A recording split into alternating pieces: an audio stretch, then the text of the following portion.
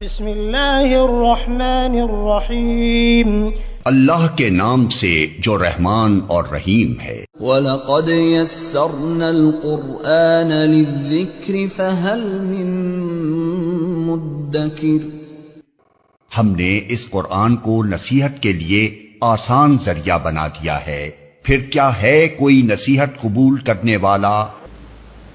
اعوذ باللہ من الشیطان الرجیم، بسم اللہ الرحمن الرحیم۔ الم تر ان اللہ یسبح له من فی السماوات والارض والطیر صافات کل قد علم صلاته وتسبیحہ واللہ علیم بما یفعلون۔ یہ سورۃ النور کی آیت نمبر 41 ہے، اور یہاں سے سلسلہ کلام شروع ہوتا ہے دلائل عقلیہ کا، یعنی ان آیات میں کچھ عقل عام کے ایسے دلائل دیے جا رہے ہیں کہ جس پر غور و فکر کے نتیجے میں انسان کو ہدایت کا نور نصیب ہوتا ہے۔ تو گویا ماقبل کے مضمون سے اس کا تعلق یوں ہے کہ پہلے ایمان کا نور اور اس کی مثالیں ذکر کی گئی، اور اس کے مقابلے میں ظلمت اور اس کی مثالیں ذکر کی گئی، تو اب نور کے حصول کے لیے دلائل النور کا عنوان ہے۔ نور کے حصول کے لیے یہ دلائل النور کا عنوان ہے کہ تم کائنات میں اور اس کی چیزوں میں غور کرو گے تو تمہیں رہنمائی ملے گی۔ تو فرمایا الم ترى، کہ آپ نے غور نہیں کیا، ان اللہ یسبح له من فی السماوات والارض، کہ بے شک اللہ تسبیح کرتے ہیں اللہ کے لیے وہ سب کچھ جو آسمانوں میں ہے اور زمین میں ہے، اور پرندے اس حال میں کہ وہ پر پھیلائے ہوئے ہیں، والطیر صافات، صافات یہ ترکیب میں حال ہے۔ زمین و آسمان کی مخلوقات اور موجودات اللہ کی تسبیح کرتی ہے، اور خاص طور پر پرندے، اور خاص اس حالت میں کہ وہ پر پھیلائے ہوئے ہوتے ہیں زمین و آسمان کے درمیان۔ گویا آسمانوں اور زمین کے موجودات کے مقابلے میں پرندوں کا ذکر کیا گیا ہے۔ تخصیص کی جو وجہ ہے وہ یہ ہے کہ اس طیر کو من فی السماوات والارض کے مقابلے میں لائے۔ کچھ مخلوقات وہ ہے جو زمینی ہے اور کچھ وہ ہے جو سماوی ہے، لیکن کچھ ایسے بھی ہیں جو زمین و آسمان کے درمیانی ہے، جیسے طیر۔ اس لیے بطور خاص صافات کی صفت کی قید بھی لگا دی، طیر کے ساتھ صافات کی قید لگائی۔ پرندے اللہ کی تسبیح کرتے ہیں، بس اتنا کافی تھا، لیکن صافات اس حال میں کہ وہ پر پھیلائے ہوئے ہوں۔ یہ اس لیے کہ پر پھیلائے ہوئے اس وقت ہوتے ہیں جب وہ زمین و آسمان کے درمیان میں معلق ہوتے ہیں، اور یہاں تو بتانا ہی یہ مقصود ہے کہ زمین و آسمان کی موجودات، اور بلکہ آسمان اور زمین کے درمیانی مخلوقات بھی، جیسے پرندے پر پھیلائے ہوئے ہوتے ہیں ہوا میں، تو تفسیر التحریر والتنویر میں الطیر اور پھر اس کے ساتھ قید صافات کی تخصیص کی یہ وجہ بیان کی گئی ہے۔ الم ترا، کیا آپ نے غور نہیں کیا، ان اللہ، کہ بے شک اللہ، یسبح لہ، تسبیح پاکی بیان کرتے ہیں اس اللہ کے لیے، من فی السماوات والارض، وہ کچھ جو آسمانوں میں ہے اور جو زمین میں ہے، والطیر، اور پرندے، صافات، اس حال میں کہ پر پھیلائے ہوئے ہوں یا صف بصف۔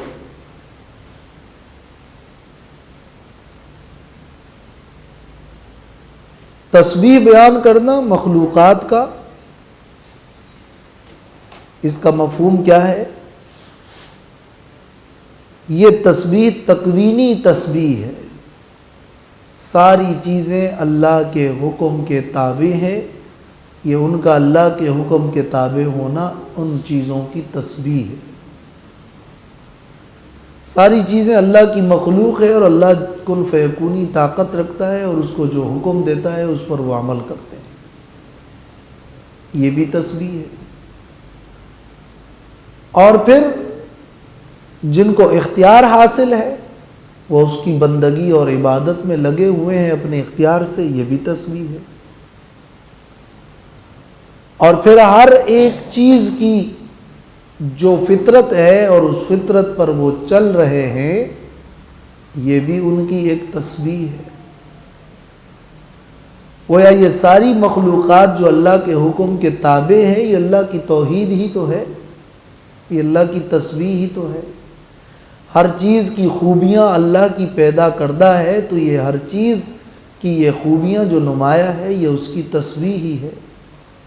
ہر چیز کی آواز اس کی تسبیح ہے، جمادات ہو یا حیوانات ہو یا طیور ہو یا فرشتے ہوں یا جن ہو یا انسان ہو، سب اللہ کے حکم کے تابع ہے، یہ تسبیح تکوینی۔ بہت انٹرسٹنگ سوال ہے یہاں پر، اللہ تعالیٰ اس طرح جیسے بیان کرے کہ ہم نے نہیں دیکھا، مطلب ہم نے نہ سنا نہ دیکھا ان ریالٹی، اور کیا یہ محاورے کی زبان ہے یا آپ کو صرف انٹائز کیا جا رہا ہے کہ آپ کو سمجھانے کے لیے کہا جا رہا ہے؟ علم ترا کا جو لفظ اس آیت کے شروع میں ہے، اس کے تین مطلب ہو سکتے ہیں۔ ایک رؤیت کہتے ہیں، رؤیت بصری، یعنی آنکھوں سے دیکھنا۔ تو اس صورت میں اس کا معنی یہ ہوگا کہ کیا تم نے زمین و آسمان کی تسبیح کو اور فرشتوں کی اور پرندوں کی تسبیح کو نہیں دیکھا؟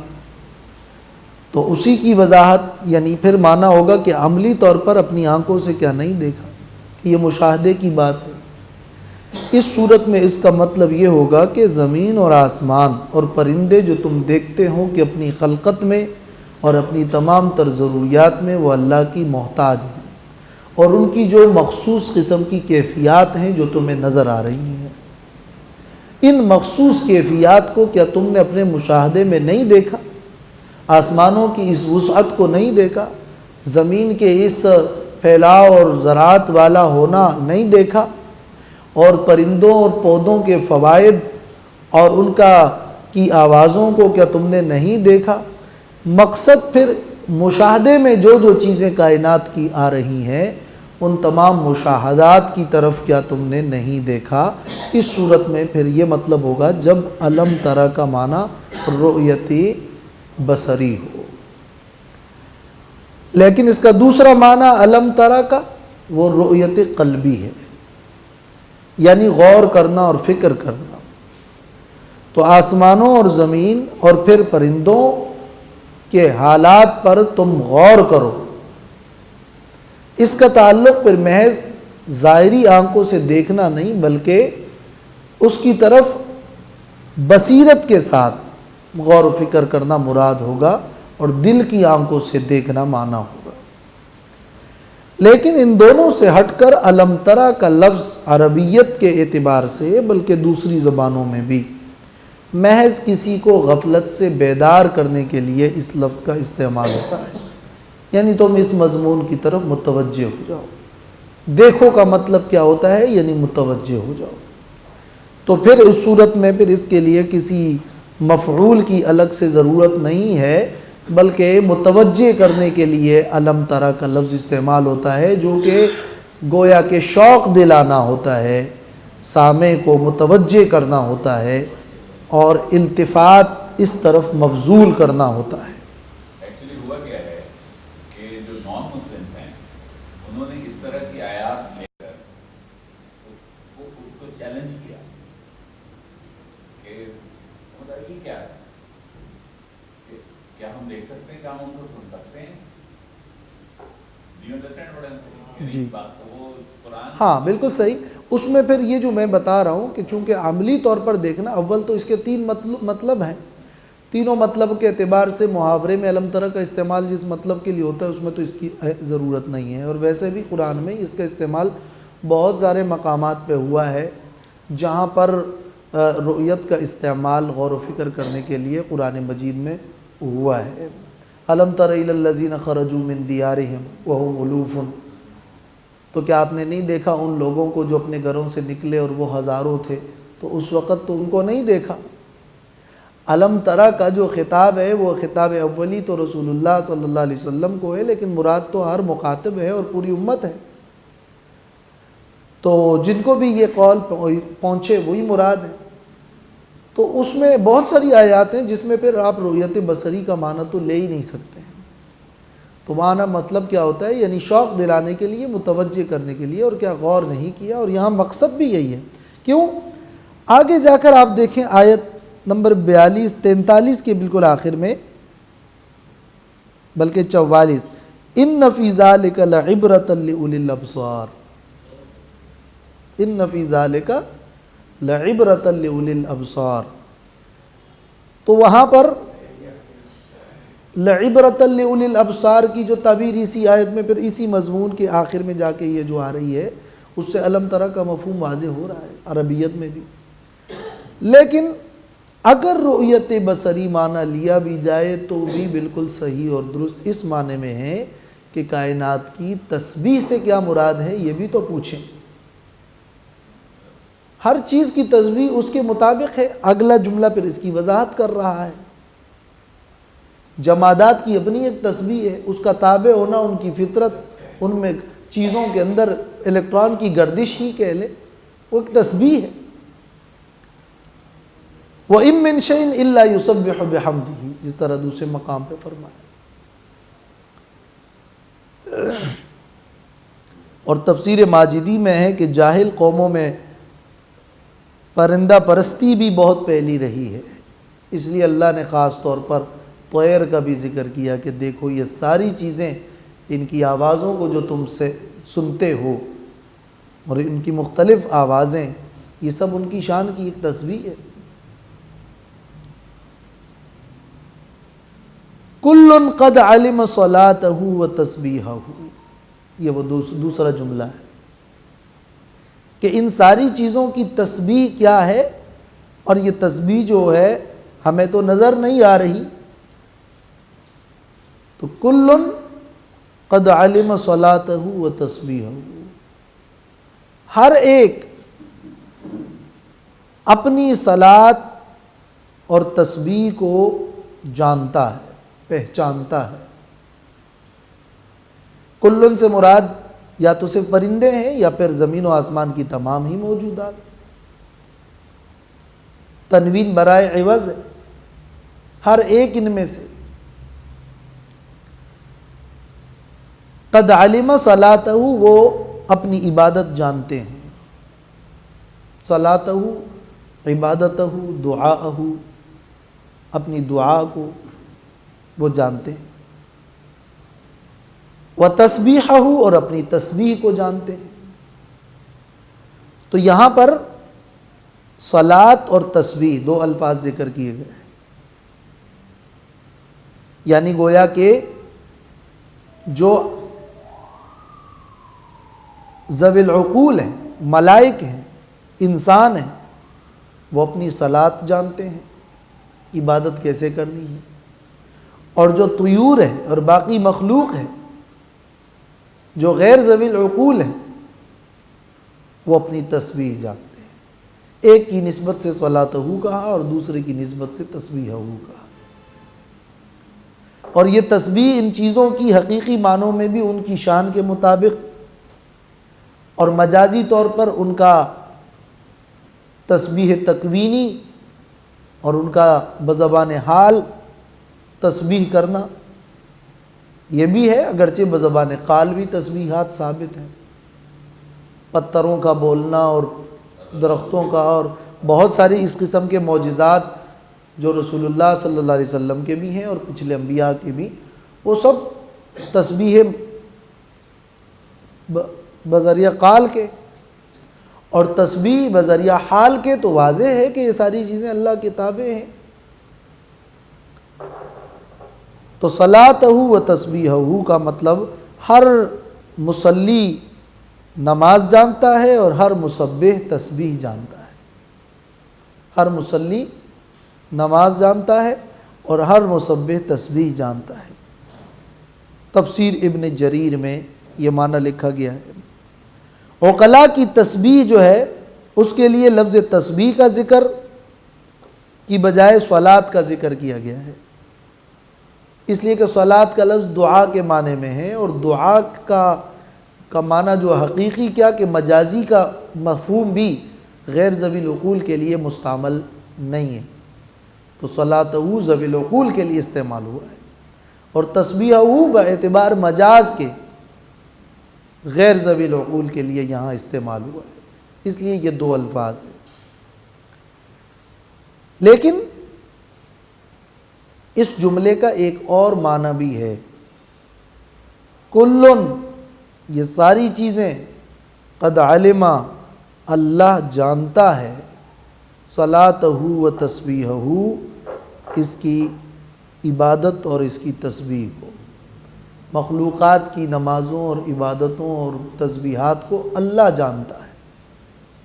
اگر تمہیں محسوس نہیں ہو رہا اور اگر تمہیں اس کا شعور نہیں ہے تو اللہ جانتا ہے کہ کون مخلوق کس طرح تسبیح کرتا ہے۔ تو قد علمہ کی ضمیر اللہ کی طرف یہ بھی ایک توجیہ ہے، گویا دو مطلب ہوئے، ایک معنی یہ کہ ہر چیز اپنی تسبیح کو جانتا ہے کہ کس طرح اس کی جو فطرت ہے اور کس طرح اس کی تسبیح ہے وہ اسی کے مطابق چل رہا ہے، اور دوم یہ کہ اللہ ان کی تسبیحات کو اور ان کی عبادت کو اور اس کی بندگی کو اللہ جانتا ہے، جس طرح کہ اگلے جملے میں ہے واللہ علیم بما یفعلون، اور اللہ جانتا ہے یہ جو کچھ کرتے ہیں، ان کی تسبیحات کو بھی جانتا ہے اور ان کے باقی تمام احوال کو بھی جانتا ہے۔ حیوانات کے ادراک کو عرف میں اور لغت میں علم نہیں کہا جاتا، عرف میں اور لغت میں علم نہیں کہا جاتا، تو یہاں کل قد علم تسبیحہ، یہ علم کا اطلاق مجازی طور پر ہوا ہے، یا چونکہ ان تسبیحات میں ذوی العقول بھی شامل ہے تو ان کی مناسبت سے تغلیباً ان کو غلبہ دے کر علم کا لفظ استعمال ہوا ہے، اور عالمہ کا فاعل اگر اللہ ہو تو پھر تو سوال ہی نہیں ہے۔ حیوانات کے ادراک کو عرف و لغت میں علم نہیں کہتے، یہ مجاز ہے۔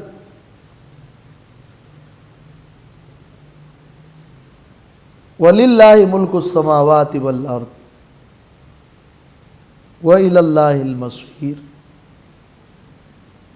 پہلی دلیل تھی کائنات کی چیزوں کی اور پرندوں کی تسبیح، اور اب فرمایا جا رہا ہے کہ اور اللہ ہی کے لیے ہے آسمانوں اور زمین کی بادشاہی۔ یہ اس ماقبل مضمون ہی کی وضاحت ہے کہ جو اللہ دوسرے بہت ساری موجودات کو ہدایت دے سکتا ہے اور ان کی رہنمائی کر سکتا ہے، اور یہ ساری چیزیں تسبیح کرتی ہے، تو وہ اللہ تمہیں بھی ہدایت دے سکتا ہے، لہٰذا تم ہدایت کی طرف مائل ہو جاؤ۔ اور پہلے اللہ کی تسبیح کا ذکر تو اب اللہ کی بادشاہی کا ذکر ہے۔ یہ ایک دوسرا انداز ہے، تسبیح کے بعد ملک کا ذکر، وَإِلَى اللَّهِ الْمَصِيرُ، اور اللہ ہی کی طرف لوٹنا ہے۔ اس میں وَلِلَّهِ کے بعد یہ وَإِلَى اللَّهِ پھر سے آ رہا ہے، یہ تکرار برائے تاکید ہے، اور یہ معلوم بات ہے کہ جب للہ یعنی خبر مقدم ہو تو اس میں تخصیص کا معنی پیدا ہوتا ہے، خاص اللہ ہی کے لیے بادشاہی ہے آسمانوں اور زمین کی۔ أَلَمْ تَرَ أَنَّ اللَّهَ يُزْجِي سَحَابًا ثُمَّ يُؤَلِّفُ بَيْنَهُ ثُمَّ يَجْعَلُهُ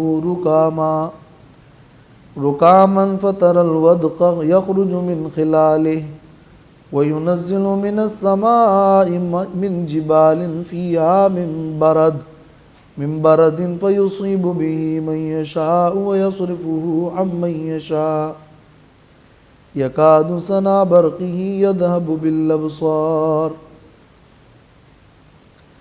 یہ تیسری دلیل ذکر کی جا رہی ہے، اور اس کو کہتے ہیں سماوی دلیل کے بعد یہ وسطی دلیل ہے۔ آسمان کا ذکر کیا گیا، من فی السماوات والارض کا اور والطیر کا، تو اب درمیانی مخلوقات اور بادلوں کا ذکر ہے، اور اس میں سے بارش کا، اور فرمایا جا رہا ہے کہ جس اللہ نے پرندوں کی رہنمائی کی وہ اللہ بادلوں کی بھی رہنمائی کرتا ہے۔ پرندے تو حیوانات ہیں، وہ اللہ تو جمادات کی بھی رہنمائی کرتا ہے۔ علم تر، کہ آپ نے غور نہیں کیا، کہ آپ نے نہیں دیکھا، ان اللہ یزجی سحابن، کہ بے شک اللہ ہانک کر لے جاتا ہے بادلوں کو۔ ازجا کا مطلب کیا ہوتا ہے؟ کسی چیز کو نرمی اور سہولت کے ساتھ چلانا۔ تو بادلوں کو اللہ چلاتا ہے، سحابن، بادلوں کو، سحابتن کی جمع ہے یہ، سحابتن کی، سحابن۔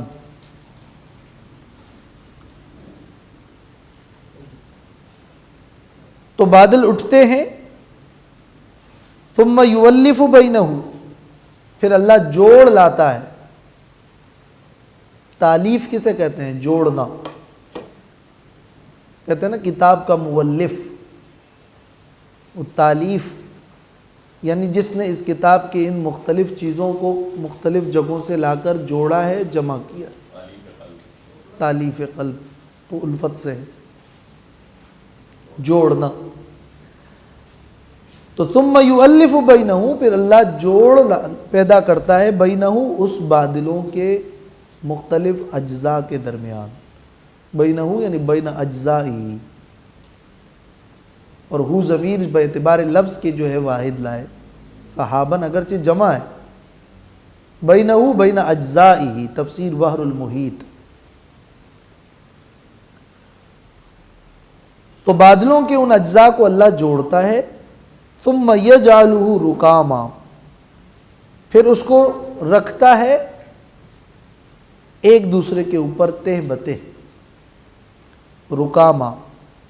رکام، رقم کا مطلب کیا ہوتا ہے؟ الجمع والضم، جمع کرنا اور ملانا، مختلف چیزوں کو تہ بتہ کرنا۔ رکاما یعنی متراکمہ، یہ رکام فعال بمعنی مرکوم، جسے ایک اور جگہ ہے یقول سحاب مرکوم، سورۃ طور میں، تہ بتہ بادل، تو پھر اس کو کر دیتا ہے تہ بتہ۔ وَتَرَى الْوَدْقَ، پھر آپ دیکھتے ہیں الودق بادل کو، تو بارش کو، ودق کہتے ہیں بارش کو جس کے قطرات بڑے ہوں۔ ودق اس مطر اور بارش کو کہتے ہیں جس کے موٹے قطرات ہوں، موٹے موٹے۔ یخرج من خلالہ، کہ وہ بارش نکلتی ہے اس کے بیچ سے، من خلالہ من وسطہ، اس کے درمیان سے، خلال جو ہے یہ خلل کی جمع ہے، جیسے جبال جو ہے نا جبل کی جمع ہے، تو یہ خلال خلل کی جمع ہے، اس کے بیچ سے۔ وَيُنَزِّلُ مِنَ السَّمَاءِ مِن جِبَالٍ فِيهَا مِن بَرَدٍ، اور اتارتا ہے، نازل کرتا ہے، من السماء آسمان سے، یعنی اوپر سے۔ السماء کا لفظ صرف آسمان کو ہی نہیں کہتے، عربی میں اوپر کو بھی کہتے ہیں، علو۔ من جبال، پہاڑوں سے۔ کون سے پہاڑ؟ زمینی پہاڑ مراد نہیں، بارش کا ذکر ہے نا، تو سماوی پہاڑ۔ کیا مطلب؟ یعنی آسمان میں جو بادلوں کے پہاڑ ہیں، مراد اس من جبالن، یہ من جبالن من السماء سے بدل ہے، اور زجاج نے تو کہا ہے کہ من کاف کے معنی میں، یعنی جو پہاڑوں کی طرح بادل ہے، ان بادلوں سے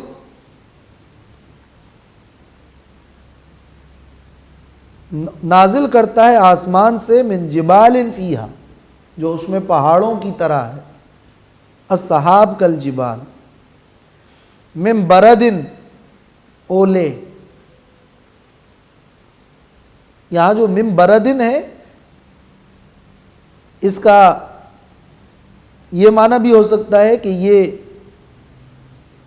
جبال کی وضاحت ہے، کہ ان بادلوں سے اللہ، ان پہاڑوں سے اللہ اولے برساتا ہے، جو پہاڑ من بردن، اولوں کے پہاڑ ہیں۔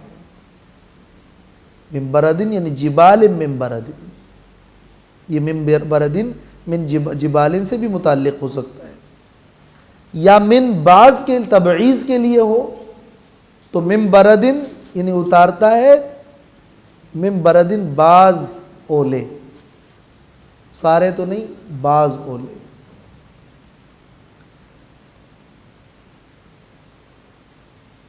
تفسیر جساس میں ہے کہ اس آیت میں 3 من ہے، من السماء، من جبال، من برد، اور پہلا من جو ہے وہ من ابتدائیہ ہے، اس کو کہتے ہیں من ابتدائیہ، اتارتا ہے اوپر سے، وہیں سے ابتدا ہوتی ہے۔ دوسرا من تبعیض کا ہے، یعنی بعض پہاڑوں سے، آسمان میں جو بادلوں کے پہاڑ ہیں اس میں سے بھی بعض سے۔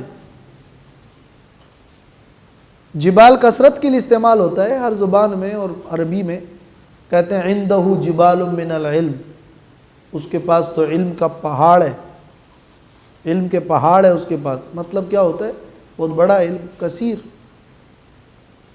یا فلان یملک جبال، جبال من ذہب، فلاں تو سونے کے پہاڑوں کا مالک ہے، سونے کے پہاڑ، مقصد مال کثیر۔ تو یہاں من جبالن اس معنی میں ہے۔ اور پھر من برد، یہ من جو ہے تبیین کے لیے ہے، من بیانیہ جس کو کہتے ہیں، یعنی یہ وضاحت ہے پھر اس من جبال کے لیے۔ تو اس آیت میں یہ مختلف قسم کی توجیحات ہے، جس کو تفسیر مدارک نے بھی ذکر کیا ہے۔ وَيُنَزِّلُ مِنَ السَّمَاءِ، اور اتارتا ہے اللہ اولوں کو آسمان سے، من جبالن فیہا، جو اس میں پہاڑ ہے اس سے، من بردن، اولوں کے پہاڑ یا اولے برساتا ہے۔ فَيُصِيبُ بِهِ مَن يَشَاءُ، پس پہنچا دیتا ہے اس اولوں کو، بھی کی ضمیر برد کی طرف راجع، من یشاء، جس کو پر چاہتا ہے۔ اصاب یصیب، یہ جو اصابت کا لفظ ہے، یہ جب مطلق استعمال ہو جائے تو یہ حلول مکروہہ کے لیے ہوتا ہے، یعنی کسی مصیبت کے لیے، کسی تکلیف کے لیے، فیصیب بہ من یشاء، جس کو چاہتا ہے یہ اولے پہنچاتا ہے، یعنی جس کو چاہتا ہے تو اس کو تکلیف پہنچاتا ہے، اس لیے کہ اس کے ذریعے سے تکلیف پہنچتی ہے یا فصلوں کو نقصان ہوتا ہے۔ مصیبت بھی اس لیے اسی سے ہے، مصیبت یعنی مکروہ حادثہ۔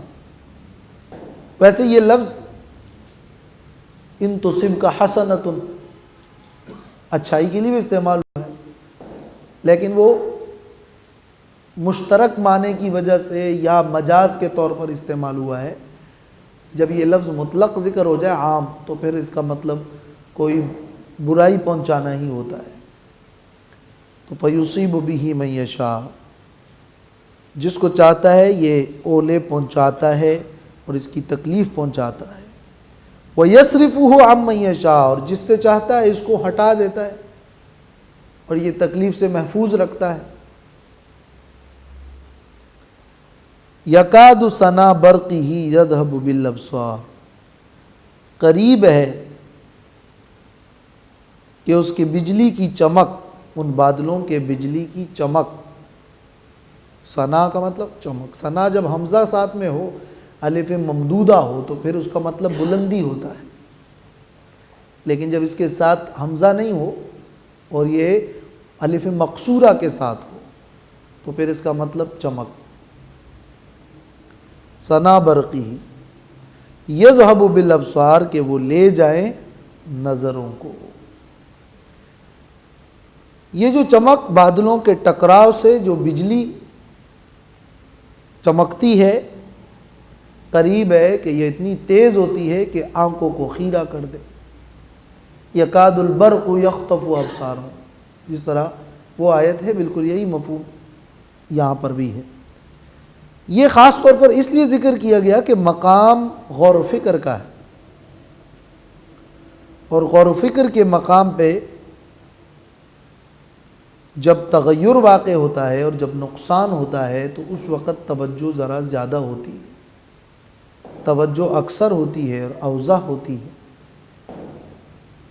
تو نور و ظلمت کی بحث بھی چل رہی تھی اس مناسبت سے بھی، اور یہ ایک بہت بڑا تغیر ہے کہ وہ چمک جو ہے آنکھوں کی نظروں کو ختم کر دے۔ تو بتایا جا رہا ہے کہ یہ بھی غور کرو کہ اس کے فوائد بھی ہیں، ورنہ اس کے لیے نقصان بھی ہے۔ فوائد سے یکدم سے اس نقصان کی طرف جو تبدیلی مضمون کی آ گئی، اس میں مقصود توجہ دلانا ہے، اور یہاں توجہ ذرا زیادہ واضح اور اکثر ہے۔ الم ترا، کیا آپ نے نہیں دیکھا، ان اللہ، کہ بے شک اللہ، یزجی صحابہ، چلاتا ہے، لے جاتا ہے بادلوں کو، ثم یؤلف بینہم، پھر جوڑ لاتا ہے ان کے اجزاء کے درمیان، ثم یجعلہ رکاما، پھر اس کو کر دیتا ہے تہبتے، فتر الودقا، تو آپ دیکھتے ہیں بارش، یخرج من خلالہ، کہ نکلتا ہے اس کے بیچ سے، اور منزل، اور اتارتا ہے اللہ آسمان، من السماء، بلندی سے، من جبال فیہا، جو اس میں پہاڑوں کی طرح ہے، من برد، اولے، فیصیب بہ من یشاء، بس پہنچاتا ہے اس اولوں کو جس پر چاہتا ہے، ویصرفہ عن من یشاء، اور ہٹاتا ہے اس کو اس سے جس کو چاہتا ہے، جس سے چاہتا ہے۔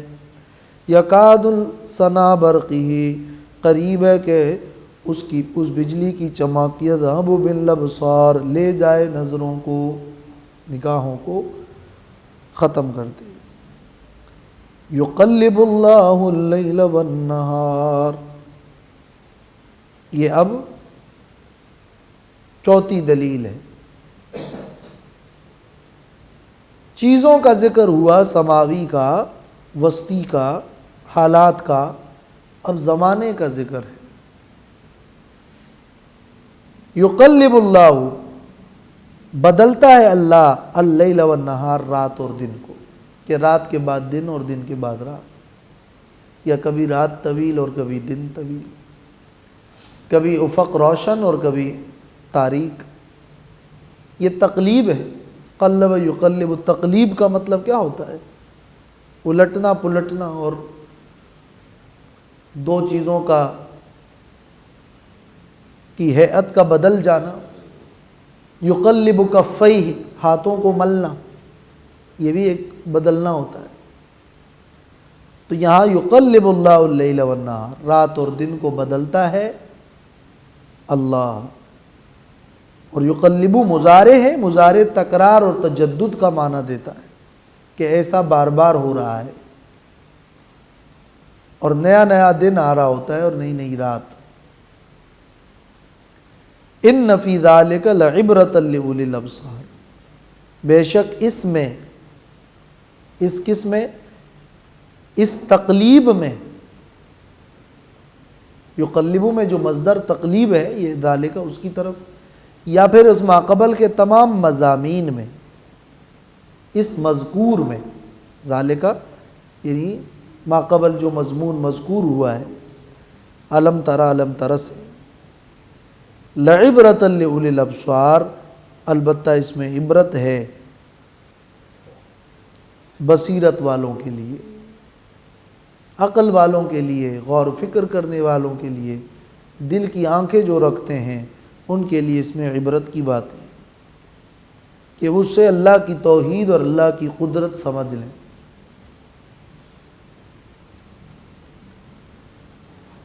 واللہ خلق کل دابۃ من ماء،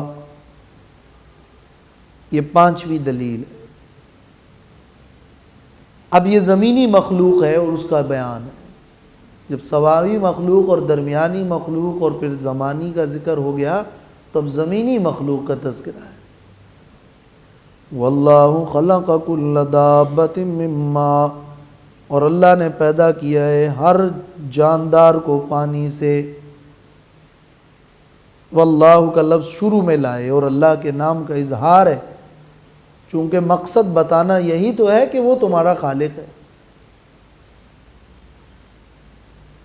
اور خلق کو ماضی لائے کہ اللہ نے پیدا کیا ہے، یہ اللہ کی طرف سے پہلے سے مقرر شدہ تخلیق ہے۔ اور سورۃ الانبیاء آیت نمبر 30 میں مزید اس قسم کی جو آیت ہے اس کی تشریح گزر چکی ہے کہ ہم نے ہر چیز کو، ہر زندہ چیز کو پانی سے پیدا کیا ہے۔ پانی سے نطفہ بھی مراد ہے، اور زندگی چلتی بھی پانی پہ ہے، اور اگر کچھ چیزیں اس سے مستثنا ہو تو بدلیل عقل مستثنا ہے، اگر کچھ چیزیں مستثنا ہو تو۔ فَمِنْهُمْ مَنْ يَمْشِي عَلَى بَطْنِهِ، بعض ان میں سے، ان دابہ میں سے، مَنْ يَمْشِي عَلَى بَطْنِهِ، وہ ہیں جو چلتے ہیں اپنے پیٹ پر۔ پیٹ کے بل چلنا، جیسے سانپ، اس کا ذکر سب سے پہلے کیا اس لیے کہ وہ زیادہ عجیب ہے، اور ذکر تو اللہ کی قدرت کا ہو رہا ہے، اور قدرت کے باب میں یہ بات عجیب ہے کہ یعنی چلنے کا جو آلہ ہے، جو پاؤں ہیں، ٹانگیں ہیں، وہ موجود نہیں ہے، اور بغیر آلے کے وہ چل رہا ہے، تو یہ زیادہ عجب ہے۔ تو اللہ کی قدرت کی عظمت کا بیان مقصد ہے۔ تو بعض ان میں سے وہ ہیں جو چلتے ہیں علی بطنہ، پیٹ کے بل۔ وَمِنْهُمْ مَنْ يَمْشِي عَلَى رِجْلَيْنِ، اور بعض ان میں سے وہ ہیں جو چلتے ہیں دو ٹانگوں پر، جیسے انسان ہیں، پرندے ہیں۔ وَمِنْهُمْ مَنْ يَمْشِي عَلَى أَرْبَعٍ، اور بعض ان میں سے وہ ہیں جو چلتے ہیں چار پر، جسے چار پائے ہیں، چار پائے۔ اور یہ چلنے کے طریقوں کا کوئی حصر نہیں ہے کہ چلنے کے بس یہ تین ہی طریقے ہیں، حصر نہیں ہے۔ غالب اور مشاہد یہی ہے، اکثر یہی ہے۔ تو یہ تخصیص اس معنی میں نہیں، ہاں کوئی حصر کا مطلب نہیں ہے کہ کچھ یہ کچھ یہ کچھ یہ اور بس نہیں۔ واللہ آگے ہے یخلق اللہ ما یشاء، اللہ پیدا کرتا ہے جو چاہے، جیسے چاہے۔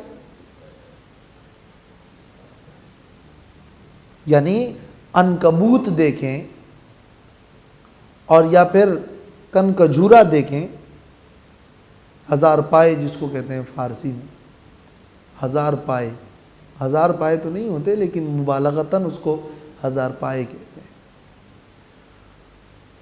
تو جس کو پھر تم جانتے ہو یا جن کو نہیں جانتے، یخلق ما یشاء عمومی ہے، کچھ مخلوقات ہیں جن کو تم نہیں جانتے، پیدا کرتا ہے اللہ جو اللہ چاہے۔ غالب مشاہد یہی ہے کہ کچھ وہ ہیں جو پیٹ کے بل چلتے ہیں، کچھ 2 پاؤں پہ اور کچھ 4 پہ۔ اس کا یہ معنی بھی ہوا ہے کہ یہ سب صفات انسان کی ہے۔ بعض انسان وہ ہیں کہ جو چلتے ہیں پیٹ کے بل، انسان جب بچہ ہوتا ہے، اور جب جوان ہوتا ہے تو 2، اور پھر جب بوڑھا ہوتا ہے تو پھر یمشی علی 40 ہوتا ہے۔ خیر یہ ایک توجیہ، ہاں پیٹ زمین پر لگا ہوتا ہے، ایک توجیہ ہے، یہ تو میں نے ایسے ہی دلچسپی کے لیے ایک توجیہ بیان کر دی، ورنہ پھر سوال ہے کہ 4 پائے جو ہے بوڑھا ہو کر 4 پائے سے کیا مراد ہے؟ تو کہتے ہیں کہ 2 تو اپنی ٹانگیں ہیں، ایک ساتھ میں کوئی ساتھی بھی ہوگا جس پر ہاتھ رکھے گا، ایک لاٹھی ہوگی۔ من یمشی علی 40۔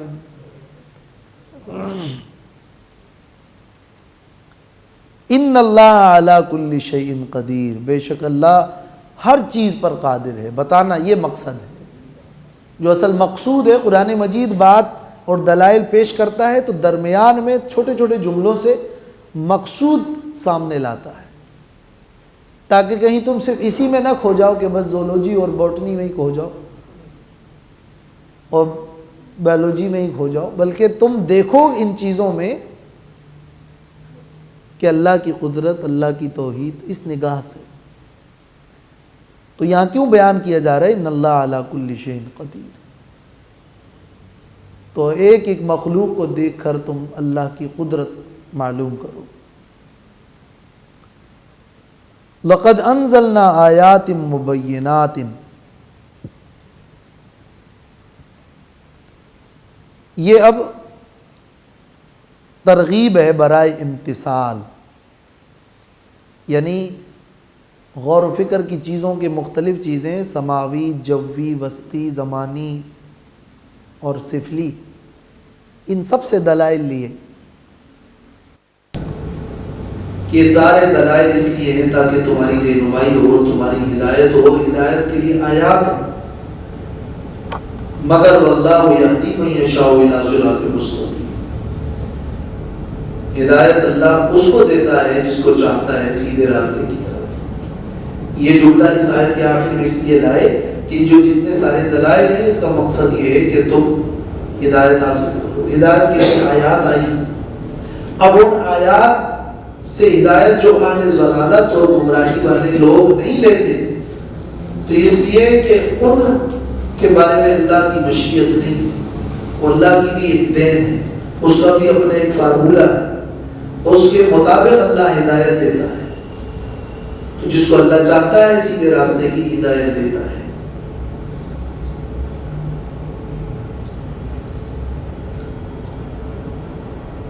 وَيَقُولُونَ آمَنَّا بِاللَّهِ، یہاں سے ایک نیا سلسلہ کلام ہے انشاءاللہ آئندہ پڑھیں گے۔